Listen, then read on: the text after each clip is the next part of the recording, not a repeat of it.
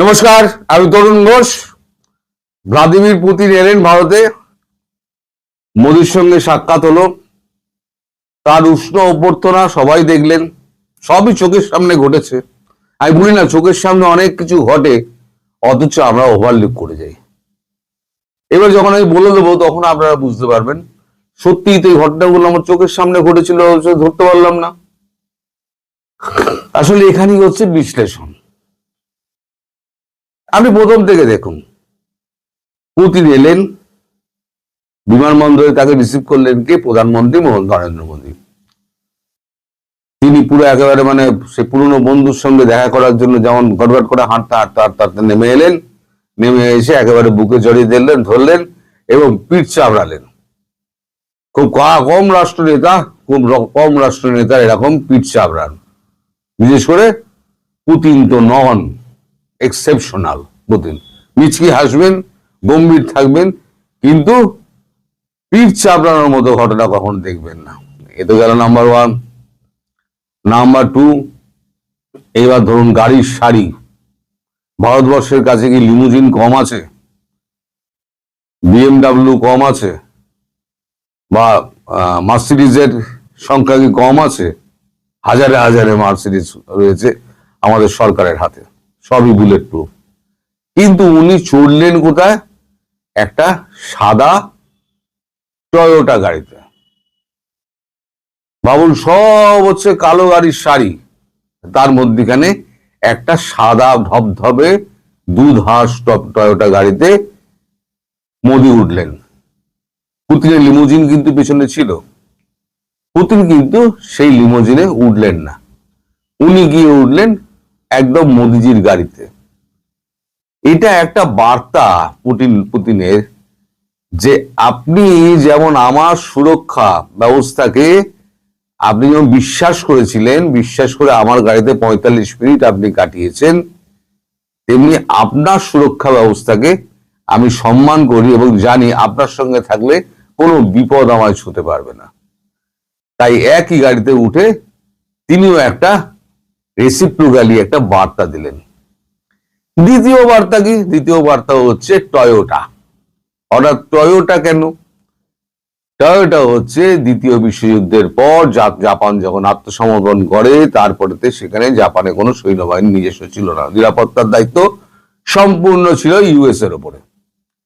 US সেই সুযোগ নিয়ে ক্রমশ স্ক্রু করেছে আমাদের জাপানকে। এখন জাপান গেছে তেড়ে পড়ে উঠে খেপে, যা আমাকে তো একদম শুয়ে দিচ্ছে।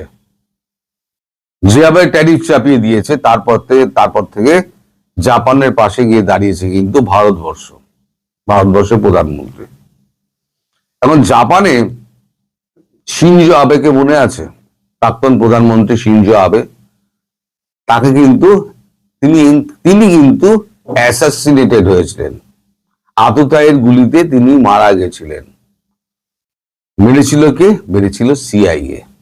কারণ শিনজো আবে তিনি আমেরিকার কথা, জাপানের কথা তিনি শুনতে চাননি, ফলে তাকে তার জীবন মূল্য দিতে হয়েছে আর কি। তো সেইটা একটা জাপানকে সামনে রেখে, টয়োটা গাড়িকে সামনে রেখে আসল লোককে একটা বার্তা দেওয়া, আসল দেশকে বার্তা দেওয়া যে জাপানের পাশে কিন্তু ভারতবর্ষ এবং রাশিয়ার মতো দেশ কিন্তু রয়েছে। এ তো গেল দ্বিতীয়। পরেরটা, তারপরেরটা হচ্ছে এই যে 5 স্তরীয় নিরাপত্তা বলয়, 4 স্তরীয় ছিল, এখন 5 স্তরীয় হয়েছে নিরাপত্তা বলয়। এই নিরাপত্তা বলয়কে ঘেরা টপকে ভারতের এত সমস্যা থাকা সত্ত্বেও ভারতের মধ্যে তার প্রধানমন্ত্রী বা তার অতিথির গায়ে হাত দেবে এমন কোন দুঃসাহসী কর্মকাণ্ড কেউ করতে পারবে না।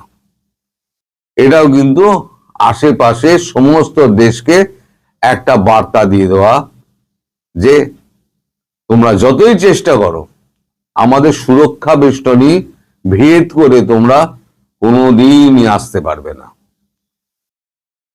এইগুলো হচ্ছে প্রত্যেক কটা কিন্তু কূটনৈতিক বার্তা দেওয়া হয়। এবার দেখুন সবকিছু এগ্রিমেন্ট হলো এখানে। আমাদের এখানে রাশিয়ার সঙ্গে ভারতের সঙ্গে অনেকগুলো এগ্রিমেন্ট হয়েছে। সে একদম ভূমি থেকে আকাশ পর্যন্ত সব এগ্রিমেন্ট হয়েছে।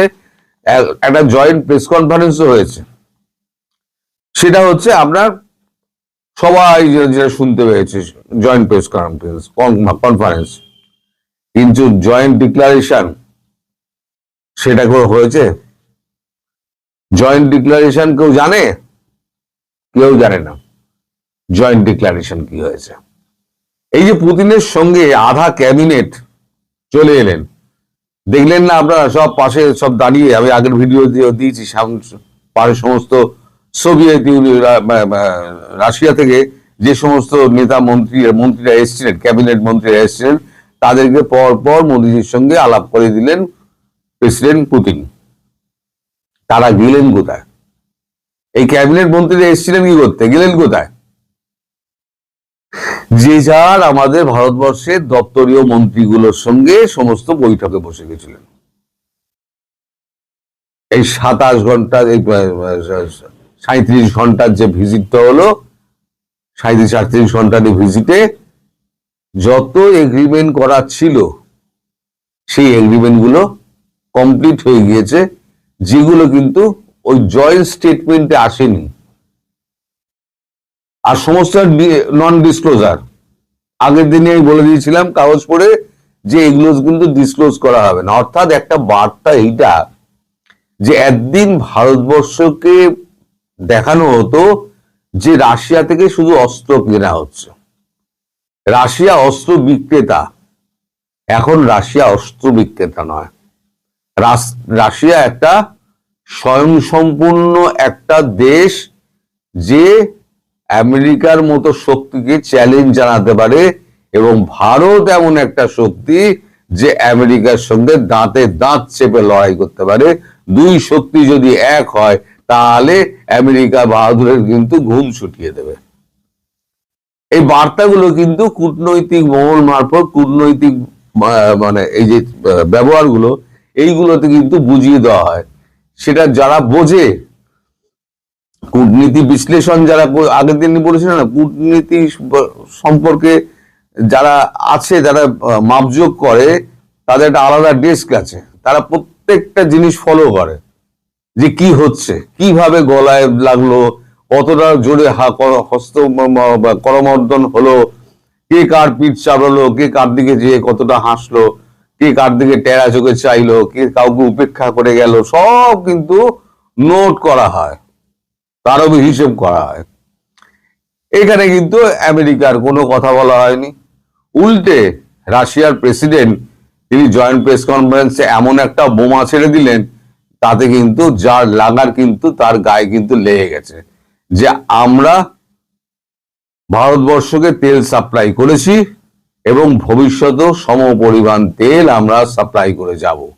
অর্থাৎ যারা বলছিলেন, যিনি বলছিলেন যে ভারতবর্ষ অলরেডি তেল সরবরাহ কমিয়ে দিয়েছে, তেল আমদানি কমিয়ে দিয়েছে, তাকে একটা সূক্ষ্ম বার্তা পৌঁছে দেওয়া হলো যে তুমি যতই বাগাড়ম্বর করো না কেন, যারা বেশি বকবক করে তাদের বলে বাগাড়ম্বর, তা তুমি যতই বাগাড়ম্বর করো না, আমরা আমাদের মতো কাজ করে যাচ্ছি, তোমাকে আমরা থরি পাত্তা দিই, ঘন্টা পাত্তা দিই, তোমার কোনো দাম নেই।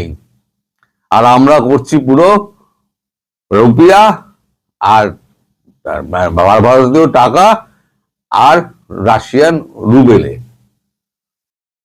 এবং চোখের আড়ালে যেটা হলো সেটা হচ্ছে ব্রিক্সের ওই গাঁথুনিটা হলো, যেটা হচ্ছে ভিত যাকে বলা হয়, ভিতটা গাঁথা হলো। যেটা আমি বলছিলাম এই বছর ডিসেম্বর পেরোলে পরে জানুয়ারি যখন পড়বে 2026, সেই অক্টোবরে কি সেপ্টেম্বরে ব্রিক্সের এখানে ভারতবর্ষে একটা হবে, সম্মেলন হবে। সেখানে সভাপতিত্ব করবে হচ্ছে ভারত এবং সভাপতি হবেন নরেন্দ্র মোদী। আমি আর একটা বলছিলাম, আমাদের কমানো হচ্ছে, টাকার ভ্যালুয়েশন কমানো হচ্ছে, দেখেছি 90 পৌঁছে গেছে, এটা খুব তাড়াতাড়ি 100-তে পৌঁছে যাবে। মানে $1 কিনতে গেলে 100 টাকা আমাদের খরচা করা হবে।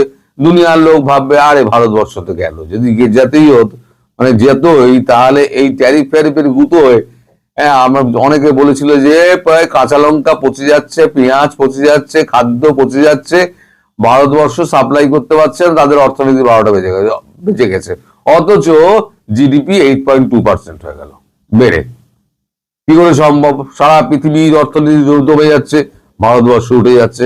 কারণ ভারতবর্ষে ইন্টারনাল কনজাম্পশন আছে ভাই, তা কারণ দেশে এত ইন্টারনাল কনজাম্পশন নেই। তো যাই হোক, মোটমাট কথা হচ্ছে চোখের সামনে এতগুলো লোক নামলো, তারা কোথায় ভ্যানিশ হয়ে গেল, তারপর আবার ফেরার সময় তারা প্লেনে উঠে চলে গেল। তারা কি করছিল? এখানে আঙুর খেতে এসেছিল, কলা খেতে এসেছিল, ফল খেতে এসেছিল? আসেনি। তারা যে যার মতো কাজ করেছে। এবার পরে পরে এক এক করে জানতে পারবেন যে এই মহাকাশ থেকে আরম্ভ করে অস্ত্র পর্যন্ত এই চুক্তিগুলো হয়েছে। এখন কোনোটাই বলা হবে না। তার মানে রাশিয়া এখন আর কেবল অস্ত্র বিক্রেতা নয়, রাশিয়া এমন একটা দেশ যার হাতে সমস্ত কিছু রয়েছে। এবং আলাস্কার বৈঠকে যে সমাধানগুলো হয়নি, সেই সমাধানগুলোর সূত্রগুলো, সেগুলো ভারতবর্ষ এই সমাধান সূত্র বার করে দিয়েছে। এবং আলাস্কার বৈঠকে যে সমাধানগুলো হয়নি, যে এটা এই বৈঠকে কি করে হলো, সেটা আমি পরে একটা ভিডিওতে বলবো, যেটা আজকের ভিডিওতে বললে পরে এই ভিডিওটা লম্বা হয়ে যাবে, আপনাদের ধৈর্যচ্যুতি করবে। তাই এই ভিডিও আর লম্বা করলাম না, শুধু আপনাদের বুঝিয়ে দিলাম কূটনীতি এইভাবেই হয়। আর শেখ হাসিনার বৈঠকটা নিয়ে অনেক কথাবার্তা চলছে। ভারতবর্ষেরই কিছু সাংবাদিক আছেন যারা বলছেন যে এটা হয়নি, এটা ঠিক লিস্টের মধ্যে ছিল না। নির্বাচিত একজন প্রধানমন্ত্রী, তার সঙ্গে দেখা করবেন, সেটা লিস্টে থাকবে না, খুব স্বাভাবিকভাবেই থাকবে না। আপনার বুদ্ধি কি বলে? স্বাভাবিকভাবে থাকবে? থাকবে না, আনলিস্টেড থাকবে। কিন্তু কালকে দেখা হয়েছে এবং কথা হয়েছে, সঙ্গে ছিলেন সঙ্গে কথা হয়েছে রাজনাথ সিং এর। কি কথা হয়েছে না হয়েছে সেই খবর এখন আমার কাছে এসে পৌঁছায়নি, তাই ওই নিয়ে আমি পরে ভিডিও করব। আজকে এখানে শেষ করছি।